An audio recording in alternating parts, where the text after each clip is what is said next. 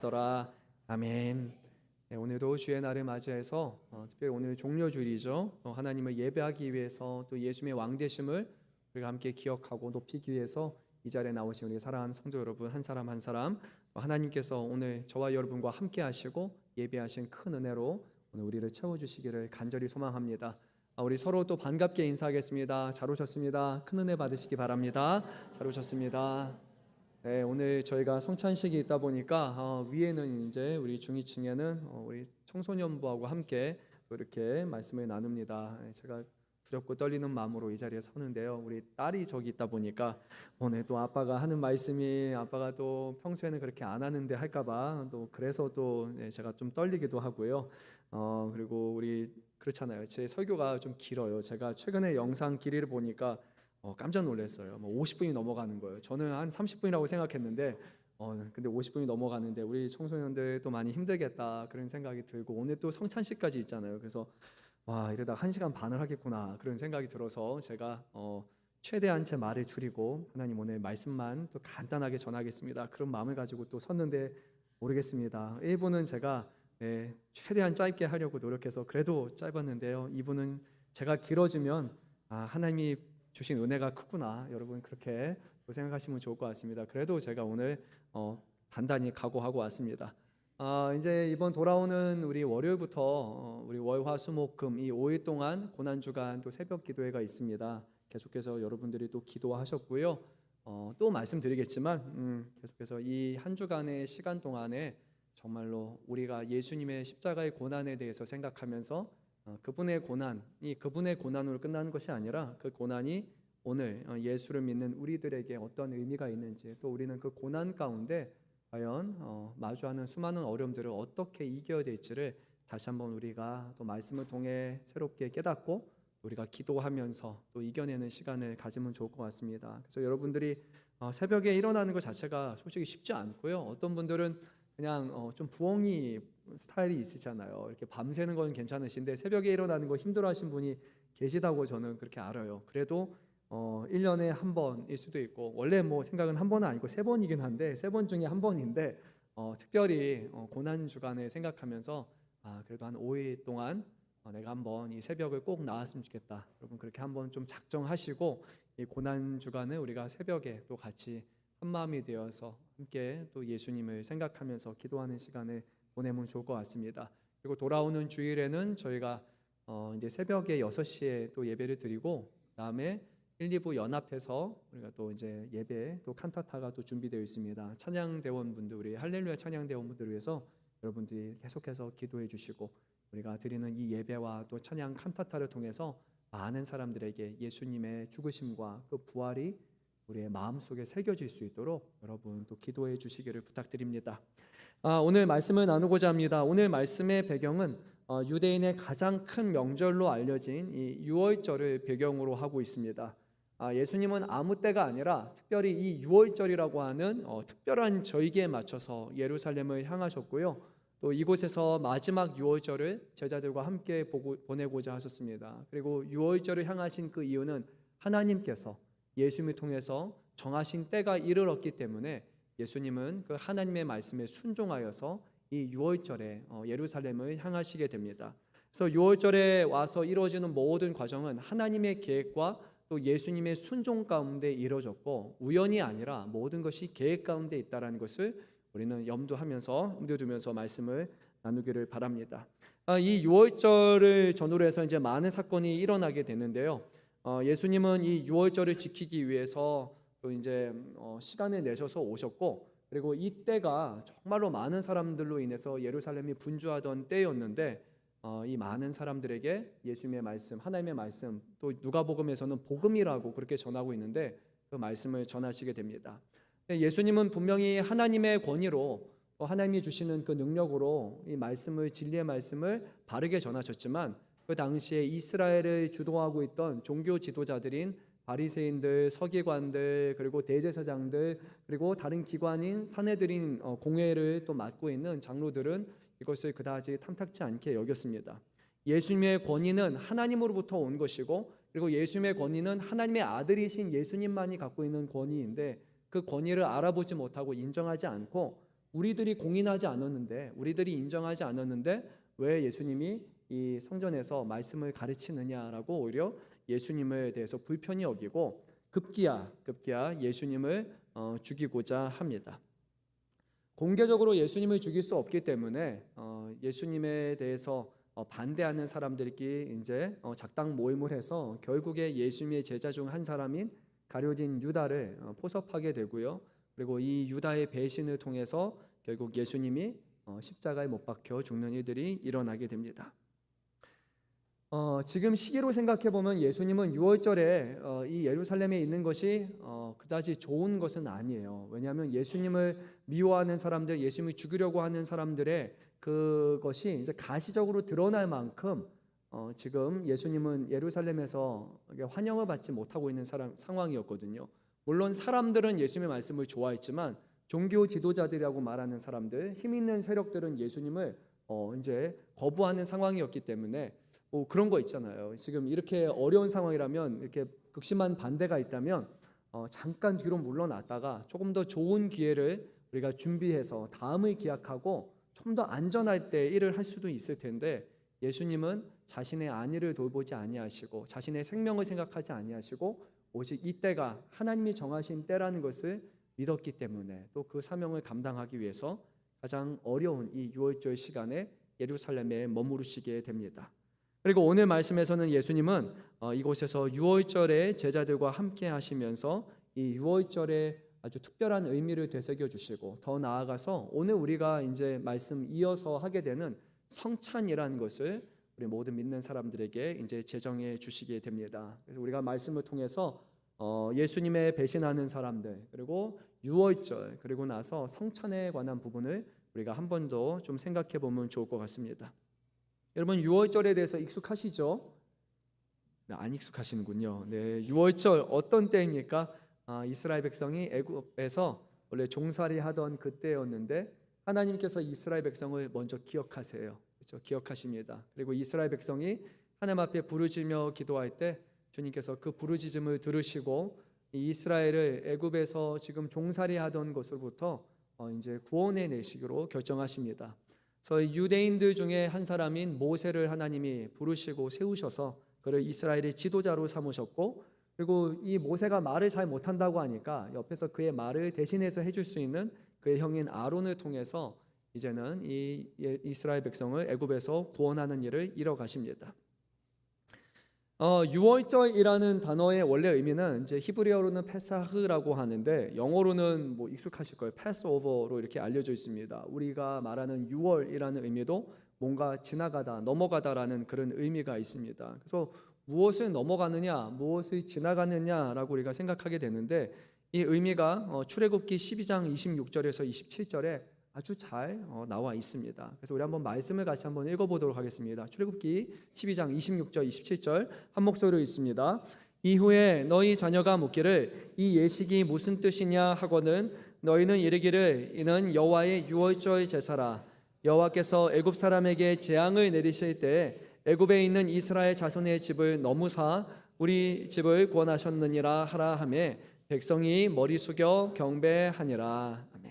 하나님께서 하나님의 말씀에, 하나님의 뜻에 끝까지 반대했던 이 바로와 그 애굽을 심판하기로 하셨고, 그때 하나님께서 애굽 사람, 애굽에 있는 모든 곳에 재앙을 내리십니다. 우리가 아는 것처럼 장자, 첫 번째 난 것에 심판으로 알려져 있습니다. 사람뿐만이 아니라 모든 가축까지도 첫째를 심판하시게 돼요. 근데 그때 하나님께서 이스라엘 백성을 사랑하셔서 이스라엘 백성이 거하는 고산 그 지방에 문 지방에다가 양쪽과 그리고 위에다가 어린 양을 잡아서 그 피를 바르게 되면 그 피가 증거가 돼서 하나님이 사자가 그 집을 그냥 넘어가겠다, 지나가겠다라고 말씀하십니다. 그리고 그 문지방에 피로 바른 그 표시가 없는 곳에는 하나님의 심판이 임하게 돼요. 그래서 유월절은 바로 이것을 의미하는 것입니다. 하나님의 심판과 그리고 그 가운데 어린 양의 죽음을 통해서 하나님께서 그들을 심판하지 아니하시고 구원하시는 것을 의미합니다. 유월절은요 지금도 유대인들이 지키고 있는데, 유대인들이 지키는 그 종교 달력을 보게 되면 니산월 14일이라고 하는데, 제가 찾아보니까 2025년에는 지금 오늘이 6월절이더라고요. 어제 저녁부터 시작을 해가지고 오늘 이제 해가 지기 바로 전까지를 6월절이라고 합니다. 이 하루가 6월절이 되고, 그리고 여러분 6월절 하면 항상 이렇게 붙어 다니는 표현이 하나 있죠. 무교절이라고 알려져 있는데, 이 무교절은 6월절 다음 날부터 시작해서 일주일이란 시간 동안에 이제 지속되게 됩니다. 이 무교절은 누룩이 없는 빵, 그러니까 부풀지 않는 딱딱한 빵을 먹게 되는데, 그게 이스라엘 백성이 애굽에서 나올 때 시간이 없잖아요. 급박하게 하나님이 나가라라고 하면 나가야 되니까, 그래서 준비되지 않은, 부풀리지 않은 그 빵을 그들이 먹고 쓴 나물들을 먹었던 것을 기념하면서 출애굽의 급박함, 그리고 그 가운데서도 하나님이 구원하신 것을 기념하는 시간을 갖게 됩니다. 이 6월절에 이제 다가옴에 따라서 예수님을 향한 노골적인 반대가 이어졌고요. 그리고 예수님은 그런 반대도 불구하고 이 예루살렘에서 끊임없이 하나님의 말씀을 전하시게 됩니다. 근데 오늘 말씀을 보게 되면 예수님을 따랐던 12명의 사람들 중에 한 명이 결국 예수님을 배신하는 일에 가담했다라고 말씀을 합니다. 우리 한번 3절 말씀을 우리 같이 한번 읽어보도록 하겠습니다. 12 중에 하나인 가룟이라고 부르는 유다에게 사탄이 들어가니. 왜 배반했다고 나옵니까? 왜 배신했습니까? 사탄이 들어가니 라고 오늘 이렇게 말씀합니다. 그래서 누군가는 그래, 가룟 유다가 잘못한 게 아니라 사탄의 꼬임에 넘어갔기 때문에, 또 사탄의 꼬임이 워낙 강하지 않습니까? 여러분 창세기에 보게 되면 하와도 사탄의 꼬임에 넘어가게 되잖아요. 그래서 가룟 유다는 나쁜 사람이 아니고 사탄이 원인 제공자이기 때문에 그렇다. 또 욥기서에 보게 되면 사탄이 얼마나 집요하고 악랄합니까? 그래서 가룟 유다가 나쁜 사람인 것이 아니라 사탄이니까 넘어갈 수밖에 없느냐라고 그렇게 생각할 수 있지만, 그런데 그렇지는 않아요. 그렇죠? 왜냐하면 사탄이 원인을 제공한다고 해서, 사탄이 깬다고 해서 모든 사람들이 사탄의 꾀임에 넘어가는 것은 아니기 때문이에요. 특별히 예수님의 또 다른 제자 여러분 기억나시죠? 예수님 앞에 큰 책망을 받았던 사람이 있어요. 사탄아 내 뒤로 물러가라 라고 책망받은 사람 누굽니까? 베드로. 그렇죠? 수제자 베드로입니다. 얼마 전에 주는 그리스도시요 살아계신 하나님의 아들이십니다 라는 놀라운 고백을 한 다음에, 그 다음에 예수님이 그러면 내가 앞으로 3일 동안 이제 사람들에게, 유대인의 종교 지도자에게 고난을 받아서 죽을 것이다, 사흘 후에 부활할 것이다 라고 얘기하니까 이 베드로가 안 됩니다, 예수님 절대 그럴 수 없어요, 막 항변하면서 강하게 주님 그럴 수 없습니다 라고 얘기하니까, 그러니까 예수님이 사탄아 내 뒤로 물러가라 라고 얘기하셨습니다. 그러면 이제 베드로가 어떻게 했습니까? 마음에 이것을 탁 둔 다음에 예수님이 나를 사탄이라고 불렀어. 와, 너무한 거 아니야? 어떻게 좀 잠깐 말 한마디 잘못했다고 내가 사탄이 될 수 있어? 예수님 편에 서지 못하겠어. 그리고 베드로가 가가지고 대제사장과 또 바리새인들을 만나가지고 예수를 은 30냥에 팔아 넘기겠다고 했을까요? 안 했을까요? 하지 않았어요. 그렇죠? 예수님이 사탄아 내 뒤로 가라라고 했지만, 그렇다고 해서 베드로가 예수님을 배신하지는 않았습니다. 자신의 연약함과 자신의 잘못을 알았기 때문이에요. 그래서 오늘 우리가 가룟인 유다에 대해서 생각할 때, 그의 마음속에 사탄이 이런 마음을 줬다라고 해서 그렇다고 가룟 유다가 반드시 넘어가야 되느냐? 아니, 그렇지는 않습니다. 그의 마음속에 충동이 올 수도 있고, 예수님이 십자가에 죽으신다는 것 자체가 납득할 수 없을 수도 있어요. 예수님을 쫓아왔고 예수님 곁에 있으면 성공하는 인생이라고 생각했고, 예수님이 유대인의 왕이 되면 내가 옆에서 한자리 할 거라는 그런 기대를 갖고 왔는데, 예수님이 아니야 나는 죽을 거야 라고 얘기했는데, 실제로 예수님을 죽이려고 하는 그런 사람들의 세력이 가시적으로 보이게 되니까, 가룟 유다도 정말로 예수님 죽나 보구나, 예수님 따라서 살다 보면 망하겠구나, 그런 생각이 들 수 있어요. 그럼에도 불구하고 나머지 제자들은 넘어가지 않았고요. 오직 가룟 유다만이 그 가운데서 예수님을 돈에 팔아 넘기기로 결심을 하게 됩니다. 예수님을 믿지 않은 것, 예수님을 부정한 것, 예수님을 팔아 넘기는 것은 하나님의 잘못도 아니고 예수님의 잘못도 아니고, 우리가 이것을 사탄의 잘못이라고 단순화시킬 수 있는 것도 아니고, 결국에 이런 결정을 최종적으로 내린 바로 가룟 유다 자신의 문제라는 것을 우리가 기억을 해야 됩니다. 우리가 예수님을 믿으며 살아가고요, 그리고 우리가 예수님 믿으며 살아갈 때 기대하는 것들이 있어요. 예수님 믿으면 잘 될 거라는 기대를 우리는 하잖아요. 그리고 많은 부분에서 저는 맞다고 생각해요. 왜냐하면 하나님은 분명히 하나님의 자녀들에게 복을 주시거든요. 저는 성경이 우리에게 말하는 이것을 분명히 믿습니다. 근데 때로는 우리가 원하는 시간이 아닐 수도 있고 우리가 하나님이 주시는 그 복을 걷어찰 때도 있는 것 같고요. 그 주시는 복을 우리가 복이 아니라고 생각하며 살아갈 때도 너무나 많은 것 같아요. 근데 단순히 우리의 삶 가운데 일어나는 그런 현상들을 보면서 하나님이 복을 주시지 않는다, 하나님이 열심히 믿었는데 나에게 좋은 일들이 일어나지 않는다라고 해서 예수 믿어봐야 별일 없네, 예수 믿어도 좋은 대학교 가는 거 아니네, 예수 믿어도 좋은 직장 가는 거 아니네, 예수 믿으면 좋은 배우자를 만날 거라고 했는데 또 그렇지 않네, 예수 믿었는데 여전히 병이 걸리고 여전히 죽네 라고 해서 주님을 버리는 사람이 있는가 하면 그 가운데서도 주님이 우리에게 주시는 영원한 생명을 믿고 그리고 주님을 믿는 자에게 상 주신다라는 이 말씀을 기억하면서 그 길을 온전히 끝까지 걸어가는 사람들이 있는 것 같아요. 우리가 종종 예수님의 말씀을 더 귀담아 듣고 그분을 더 의지하고 더 신뢰해야 되는데 우리는 사람이기 때문에 좀 마음이 조급해요.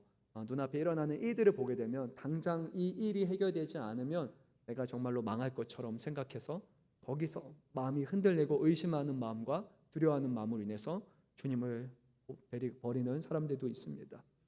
초대교회에 있는 교회를 향한 서신서를 보게 되면 주님을 사랑하고 주님을 위해서 열심히 일을 했던 사람들 중에도 특별히 사도 바울을 도와서 함께했던 사람들 중에도 그 믿음을 버리고 간 사람들이 있다고 성경은 분명히 말씀하고 있어요. 그래서 오늘 우리 이 자리에 설 때 가룟 유다를 볼 때 이 사람이 그냥 무조건 나쁘다, 그리고 이 사람은 특별한 사람이다 라고 그렇게만 볼 것이 아니라 우리도 예수님 곁에 붙어 있지 않는다면, 예수님을 끝까지 신뢰하지 않는다면 언제든지 우리의 상황이 또 우리가 생각하고 소망하는 것이 이루어지지 않을 때 주님을 배신할 수 있고 배반할 수 있고 주님을 떠날 수 있는 사람이라는 것을 우리는 조금 두려운 마음으로 이것을 생각하면 좋을 것 같습니다. 예수님은 그래도 놀랍게도요 가룟 유다를 끝까지 사랑하셨습니다. 그래서 마지막 유월절 잔치에서도 가룟 유다가 예수님을 팔 것을 아셨지만 그래도 끝까지 그를 품으셨고 그 잔치에서 떡을 나눠주셨고 포도잔을 같이 나눠주시고 예수님의 살과 피를 나눠주시고 뿐만 아니라 가룟 유다가 거기서 회개하도록 그에게 이 자리에 있는 사람 중 하나가 나를 팔 것이라 라고 말씀하기도 하셨어요. 예수님은 최고의 사랑과 또 최고의 노력을 하셨지만 그것을 받아들이지 않았던 가룟 유다라는 것을 우리가 봅니다. 예수님은 이제 유월절을 준비하시는데요, 베드로와 요한을 보내셔서 유월절을 준비하게 하셨습니다. 제자들이 물어봅니다. 예수님 어디서 준비할까요? 라고 물어봅니다. 그러니까 예수님은 다 계획이 있다라고 말씀하셨어요. 어디에서 누구를 만나야 되는지, 그 사람을 만날 때 뭐라고 말해야 되는지까지도 예수님은 다 말씀하셨어요. 그리고 놀랍게도 예수님이 하신 그대로 하나하나 다 이루어지게 됩니다. 근데 예루살렘에 이 당시에 방을 구하는 거요, 여러분 그다지 쉬운 거 아닙니다. 왜냐하면 1세기 유대 역사가 요세푸스에 따르면 이 유월절 기간에 예루살렘을 방문하는 그 순례객들의 숫자가 무려 270만 명이라고 그렇게 합니다. 이스라엘 전역에서부터 다 예루살렘 성전으로 와요. 갈릴리 주변에 있는 곳에 다 오게 됩니다. 근데 이스라엘에서만 온 것이 아니라 바벨론 포로 이후에 이스라엘 사람들이 뿔뿔이 많이 흩어지게 됐어요. 대부분의 사람들은 다 흩어졌고 돌아온 사람은 소수라고 성경이 말씀하고 있잖아요. 그 사람들이 이 주변의 로마와 다른 곳에 흩어져 살게 되는데 그래도 그 사람들은 1년에 3번 특별히 유월절이 되면은 반드시 돌아오게 됩니다. 전역에 있는 모든 유대인들, 거기 대표하는 남성들이 다 이때 돌아오게 되고 아마 오가는 시간까지 생각하면은 거의 2주일에 가까운 시간을 이 유월절과 무교절을 지키는데 그들이 전력을 하게 됩니다. 갑자기 270만 명의 인구로 여기가 늘어나는 거예요. 보통은 10만 명 정도 됐던 그 인구가 갑자기 그 정도를 수용한다는 것 자체가 불가능한 거예요. 그러니까 이 예루살렘 땅에서 방을 구한다는 것은 거의 불가능에 가까운 거예요. 어쩌면 우리 부모님으로부터 대대손손 계속해서 민박을 하거나 방을 얻었던 사람은 내년에도 방을 얻게 됐지만 다른 사람들이 처음 가서 방을 얻는다는 것은 거의 불가능에 가깝고요. 그래서 사람들이 예루살렘을 벗어나서 주변에 있는 다른 마을로 가서 거기에서라도 방을 하나씩 얻으려고 했지만 이것도 여간 쉬운 일이 아니었습니다. 수많은 사람들을 이곳에서 머물러야 됐기 때문입니다. 근데 오늘 예수님은 이 어려운 상황에서도 불구하고 특별히 이 유월절을 갖기를 너무나 원하셨기 때문에 예수님은 여기서 이 가죽 이 제자들과 함께 묵을 수 있는 큰 방을 예수님이 준비를 하시게 됩니다. 누군가는 예수님이 미리 이 집주인하고 계약을 해가지고 이런 암구와 멘트를 주면은 다음에 나인 줄 알고 방을 내주라라고 이렇게 말하는 학자들도 있고, 또 누군가는 예수님이 가지신 그 권위로 인해서 그 말씀을 하실 때 이 사람이 그 말씀을 듣고 순종해서 방을 내어줬다라고 말하는 사람들도 있습니다. 저는 이 두 가지가 다 가능한 일이라고 생각을 해요. 하지만 오늘 말씀에서는 어떻게 방을 구했냐라기보다는 예수님이 말씀하셨고 제자들이 그 말씀에 순종했고, 그리고 이 유월절에 이곳에서 방을 구할 수 있었다라는 것을 말씀합니다. 그러면 예수님은 왜 이렇게 유월절을 중요하게 여기셨을까요? 왜 제자들과 함께 가셔서 거기서 방을 구하시고 함께 유월절 식사를 갖는 것을 그렇게 중요하게 여기셨을까요? 우리 한번 말씀을 읽어보도록 하겠습니다. 우리 15절 말씀을 먼저 한번 읽어보도록 하겠습니다. 이르시되 내가 고난을 받기 전에 너희와 함께 이 유월절 먹기를 원하고 원하였노라. 아멘. 예수님은 말씀하세요. 유월절 준비하시면서 내가 이 유월절에 함께 식사하는 것을 원하고 원했다라고 말씀합니다. 성경에서 두 번이 반복이 되면 아주 강한 표현이거든요. 원하다 정도가 아니라 정말로 내가 간절히 원했다. 내가 이것을 정말로 손꼽아 기다렸다라는 그 정도의 강조의 표현이 이 안에 담겨 있습니다. 근데 예수님은 이 유월절에 먹는 식사와 관련해서 한 가지를 언급하셨어요. 내가 고난을 받기 전에 너희가 이 유월절을 먹기를 원했다라고 하셨어요. 고난 당한 후가 아니라 그 전에 이 유월절을 반드시 가져야 될 그 의미가 있는 것이고, 여기서 말하는 고난은 바로 예수님이 당하신 십자가의 고난을 의미하는 것이기 때문에 이 유월절과 십자가는 아주 밀접하게 연결되어 있다는 것을 오늘 우리는 성경을 통해서 알 수 있습니다. 원래 유월절을 보내는 유대인들은요, 거기서 이제 아주 잘 준비된 그런 식사를 하게 되는데, 이 식사에서 빠져서는 안 된 순서가 하나가 있습니다. 우리 청소년들 들으면 또 눈이 이렇게 귀가 솔깃솔깃할 수도 있는데, 포도주를 마시는 게 여기서 아주 중요한 거였어요. 포도주를 무려 4번에 걸쳐서 그들이 마시게 됩니다. 이 포도주가 상징하는 것은 단순히 주류를 마셨다라는 그런 의미가 아니에요. 포도주, 포도원이 상징하는 것이 이스라엘이었고, 그리고 포도주가 상징하는 것은 하나님께서 이스라엘에게 주신 축복이었거든요. 그래서 노아가 홍수 이후에 제일 먼저 했던 것도 이 포도를 재배하는 것이었고, 그게 너무 과해서 그가 과음을 해서 술에 취해서 해서는 안 될 것을 하게 되지만, 이 구약 성경을 보게 되면 포도원 그리고 포도주, 이것은 이스라엘을 상징하고 포도주는 하나님의 축복을 늘 상징하는 겁니다. 4번에 걸친 포도주를 마심을 통해서 하나님이 이스라엘에게 복을 주신다, 하나님이 우리와 함께 하신다, 하나님의 은혜라는 것을 그들은 상기를 시켰던 거예요. 그래서 4번의 포도주를 마시는 과정에는 하나하나 의미가 담겨 있는데, 먼저 첫 번째 마시는 포도주에는 이 유월절을 준비하면서 하나님께서 이곳에 유월절 식사를 통해서 우리를 복을 주실 것을 그들이 기대하며 준비하면서 첫 번째 잔을 마시게 되고요. 그 다음에 두 번째 포도주 잔을 마시면서는 이 유월절의 원래 의미가 무엇인지, 이것을 우리가 왜 기념해야 되는지 그 이유에 대해서 자녀들이 묻고 부모는, 아버지는 이것을 설명해 줍니다. 그리고 나서 하나님을 찬양하게 됩니다. 또 세 번째 잔을 마실 때는 유월절이 상징하는 이 유월절의 어린 양, 그것을 준비해서 고기로 먹게 되고, 또 쓴 나물과 무교병을 함께 먹으면서 포도주를 마시고, 마지막으로 또 한 번의 잔을 마시면서 시편 113편부터 이어지는 118편까지의 이 힐레이 찬양이라고 알려져 있는 이 시편들을 그들이 이제 찬양하는 것으로 이 유월절 식사가 끝이 나게 됩니다. 그래서 유월절 식사는 그냥 같이 모여서 밥 먹는 것이 아니라 아주 하나하나 순서가 중요한 그런 어떤 종교적인 그런 제의식의 일부라는 것을 우리가 보게 됩니다. 근데 오늘 예수님은 이 유월절에 오가는, 또 여기서 원래 의미하는 그 원래 유월절의 의미를 전혀 다른 각도로 우리에게 말씀하시고, 그리고 유월절이 과거에 일어난 출애굽을 기념하는 순간을 넘어서 이제는 예수님을 통해서 장차 이루실 구원과 이 세상을 회복하실 것에 대한 그 소망의 발언으로 주님은 바꿔서 말씀하십니다. 제일 먼저 예수님이 첫 잔을 마시기 전에 이 유월절 식사에 대해서 이렇게 말씀을 하셨는데, 이 유월절 식사는 나의 고난과 연결이 되어 있다라고 그렇게 말씀을 하셨습니다. 그리고 주님은 이어서 이렇게 말씀하셨는데요. 우리 한번 16절 말씀도 읽어보도록 하겠습니다. 내가 너에게 이르노니 이 유월절이 하나님 나라에서 이루기까지 다시 먹지 아니하리라 하시고, 이 말씀이 우리에게 분명히 의미하는 게 있어요. 곰곰이 생각해 보니까 첫 번째는 이 유월절이 이제는 예수님과 제자들이 함께하는 마지막 유월절이라는 거예요. 그래서 우리가 뭐 그림을 보게 되면 최후의 만찬이라고 이것을 그렇게 부르기도 하지만요, 이것은 사실상 예수님과 제자들이 갖고 있는 마지막 유월절입니다. 근데 예수님은 죽으신 다음에 끝이 난 것이 아니라 나중에 어떻게 하셨습니까? 죽은 자 가운데서 살아나셨잖아요. 부활하셨잖아요. 그러면서 예수님은 제자들과 머물면서 시간을 좀 한 1년 더 보내시면서 유월절에 또 다른 식사를 하실 수도 있을 거예요. 그럼에도 불구하고 예수님은 사실상 이게 마지막 유월절이고 나는 더 이상 너희들과 유월절 식사를 하지 않겠다라고 그렇게 말씀하셨습니다. 그리고 그 이유가 설명이 되는데, 이 유월절이 하나님 나라에서 이루기까지, 그때까지는 내가 다시 먹지 않을 것이다. 거기서 전제하는 것은요, 다시 유월절을 하게 될 때가 있는 거예요.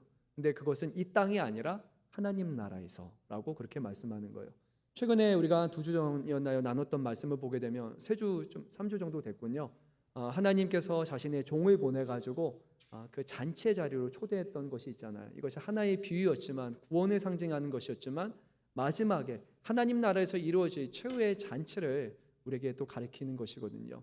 우리가 잘 아는 시편 23편 말씀에서도 다윗이 고백하는 것처럼 마지막 때 원수의 목전에서 상을 베풀어 주신다라는 그 표현도, 상이 이렇게 선물을 주는 상이 아니라 음식이거든요. 주님과 함께 식사할 것을 그가 기대한다라는 고백처럼, 이 이스라엘 사람들은 마지막 때가 되면 주님과 함께 식사하는 그런 멋진 잔치, 연회가 이루어질 거라고 그렇게 생각을 했습니다.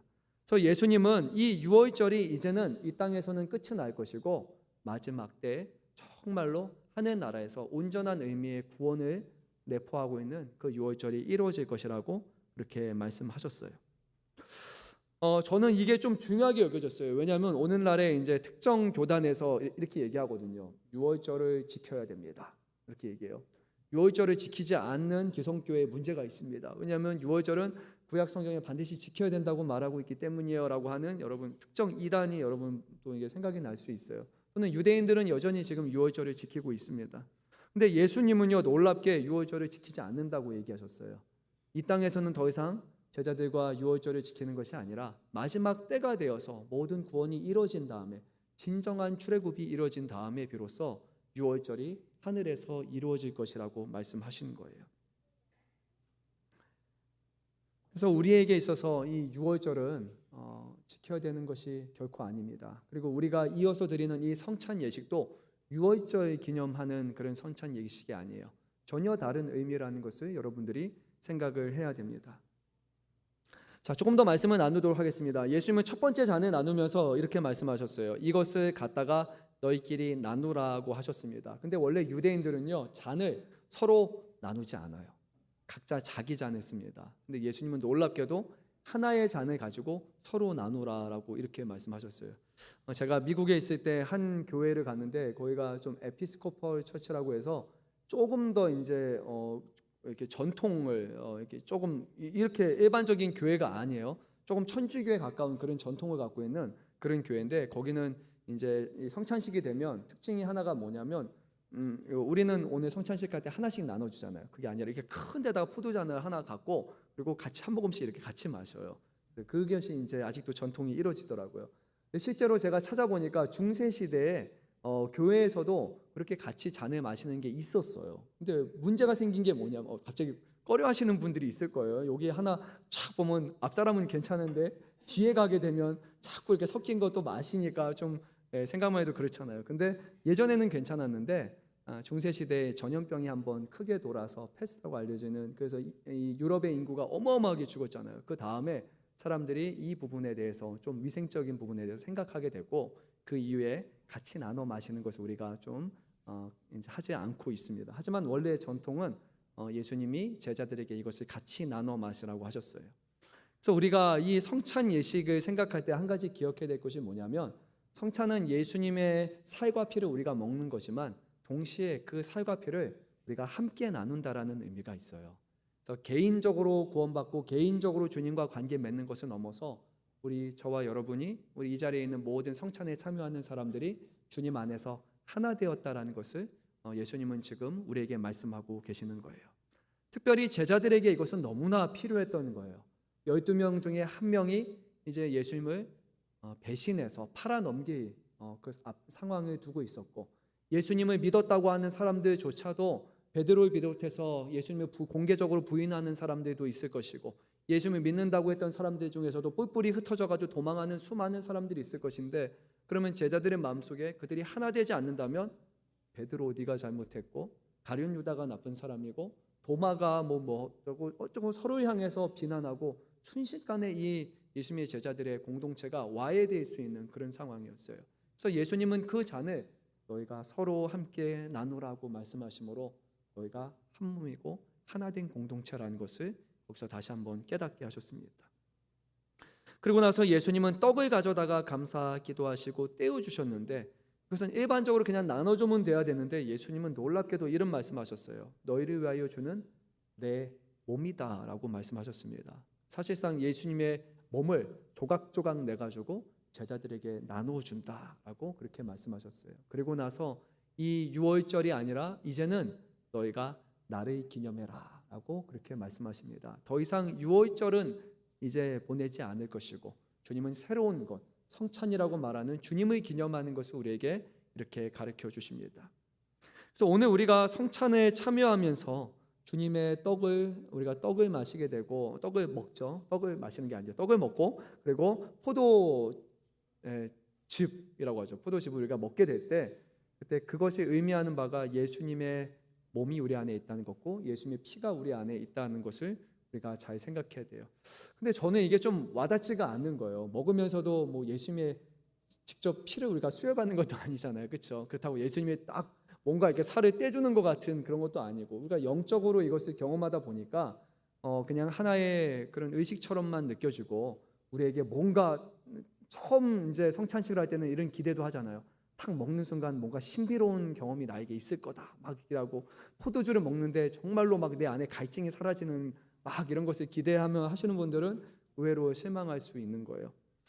근데 말씀을 좀 묵상하다가 제가 들었던 생각이 하나가 있었어요. 예전에 봤던 드라마가 있는데, 제가 의학 드라마 이런 걸 좋아해요. 그래서 한번 이 자리에서도 말씀했을 수도 있는데, 그 드라마에서 어떤 일이 있냐면, 미국 드라마였는데 한 의사가 있고 이제 자신의 이제 누나였던 것 같은데 가족이 있는데, 가족의 한 부분이 죽기 전에 장기를 기증합니다. 심장으로 기억을 하는데 이제 뇌사 상태가 되고 이 심장을 어떤 특정 한 분에게 준 거예요.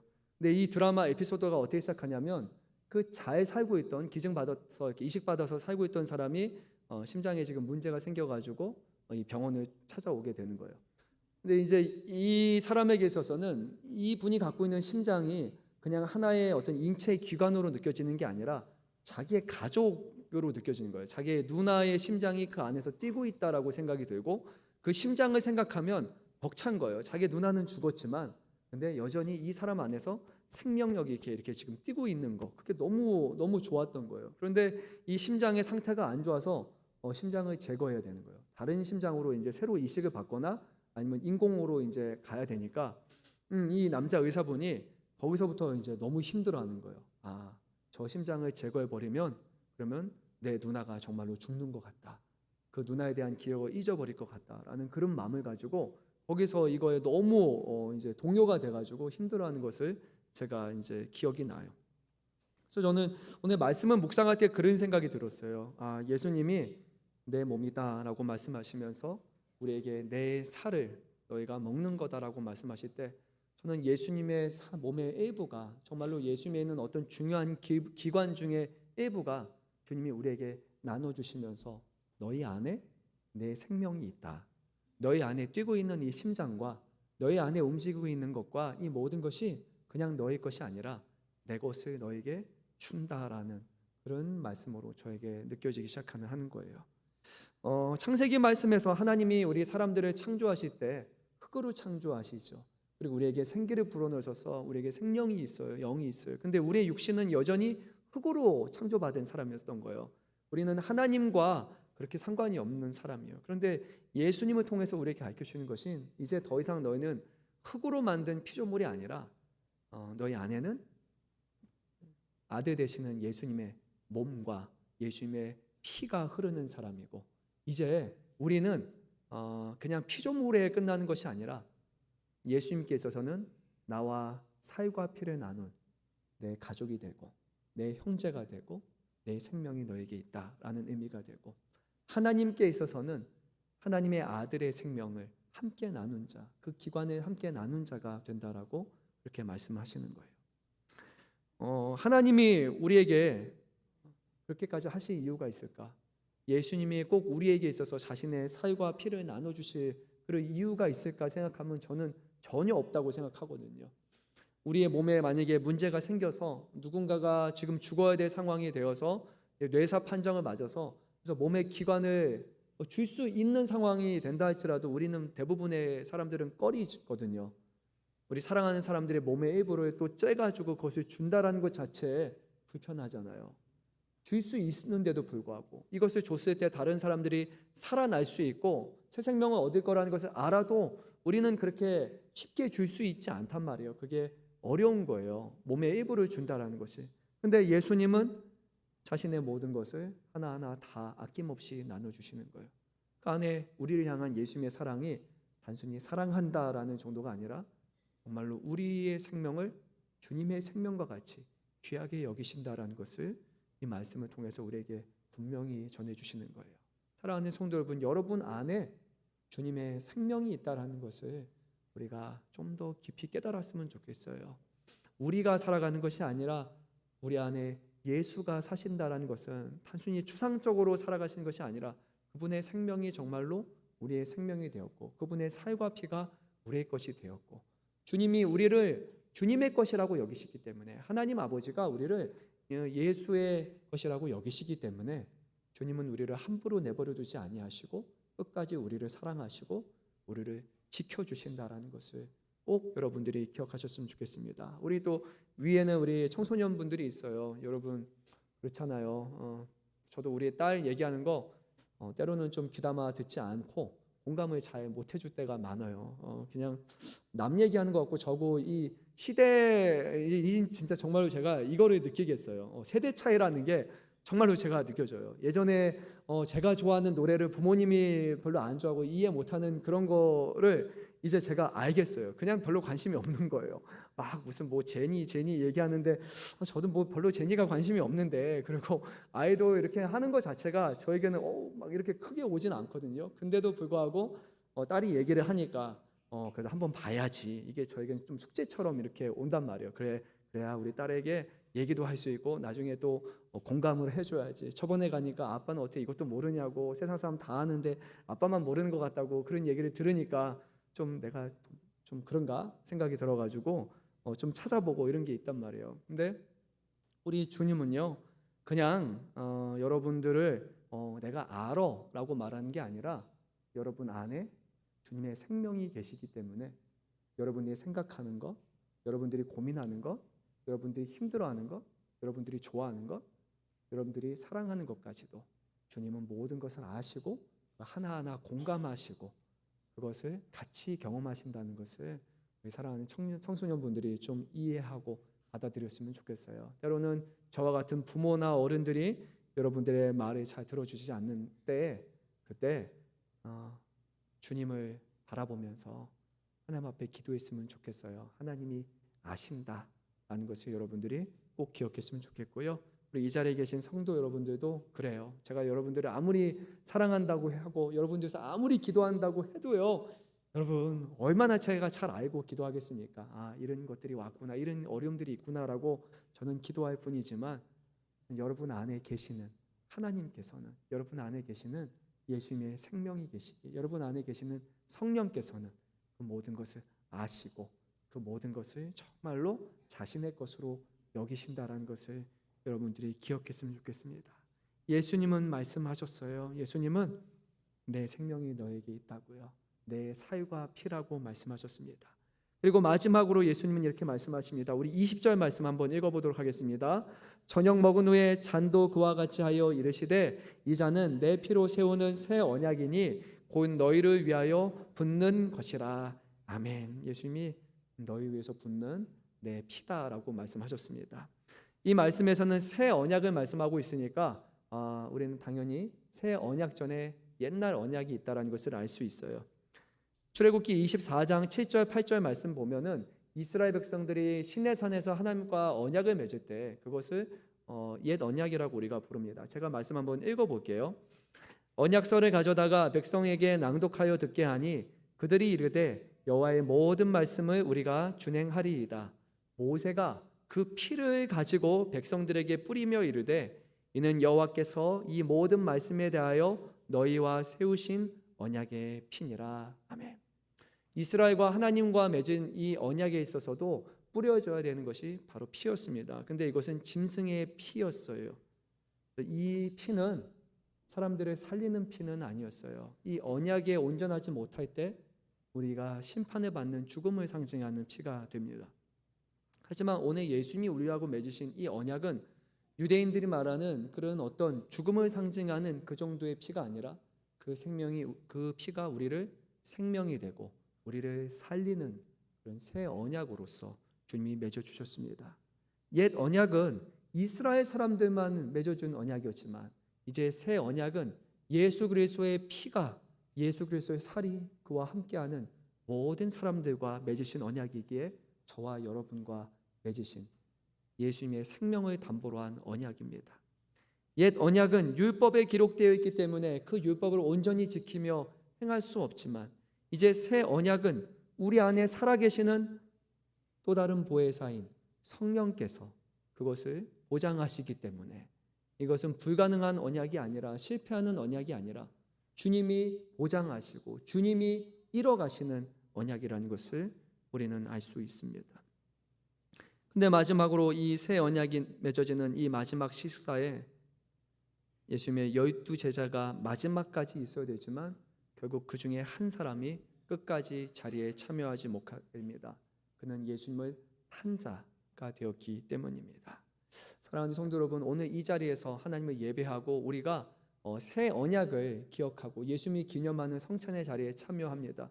근데 우리가 이 성찬식에 참여한다고 해서 우리가 다 주님의 살과 피를 나눈 사람이요 주님의 생명이 있다라는 것을 보장하지는 않아요.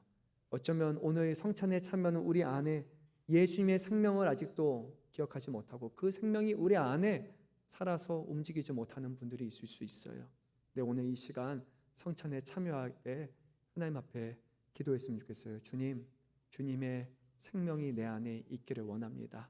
주님의 살이 내 안에 살리는 살이 되기 원하고 내 몸에서 뛰는 심장의 박동이 바로 이 살이 되기를 원하고 오늘 내 몸에 흐르는 피가 주님이 나를 사랑하시고 나를 살리기 위해서 내 안에 주시는 생명의 피가 되기 원합니다. 그 마음을 가지고 오늘 주님 앞에 나와서 이 성찬에 참여할 때 그 주님께서 여러분들을 만나 주시고 여러분들을 어루만져 주시고 여러분 안에 새 생명을 다시 한번 주시리라 그렇게 믿습니다. 그런 마음을 가지고 오늘 우리 성찬에 참여하면 좋겠습니다. 제가 오늘